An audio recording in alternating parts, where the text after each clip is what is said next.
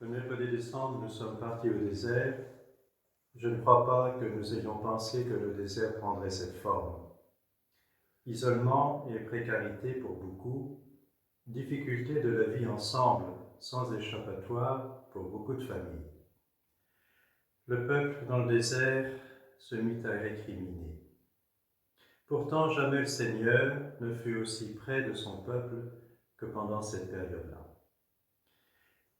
Les jeûnes que nous nous imposons, c'est bien, mais ceux que le Seigneur nous propose, c'est mieux.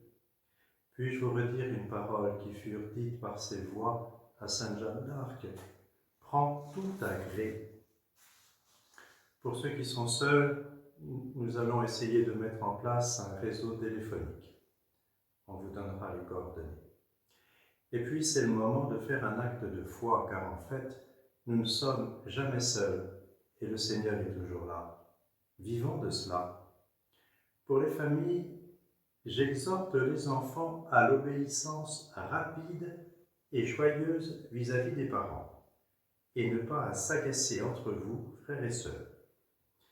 Et les parents à prendre du temps pour jouer avec les enfants, et à discuter peut-être, à prendre le temps de discuter avec les plus grands.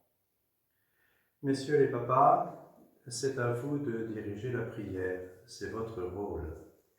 Pourquoi ne pas essayer le soir de chanter les complis, tous en famille?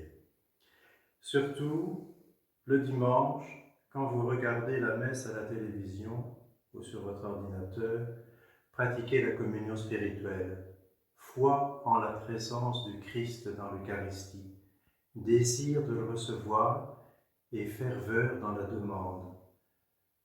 Les grâces en sont très abondantes. Enfin, sur notre paroisse, je vous propose de dire une courte prière à Notre-Dame de Miséricorde. Vous en trouverez le texte sur le site.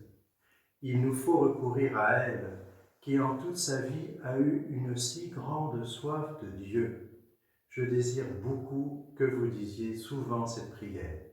Ce sera aussi un ferment d'unité entre nous.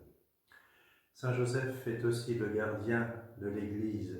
Ne l'oublions pas, c'est sa fête demain. Courage à tous, gardons la foi.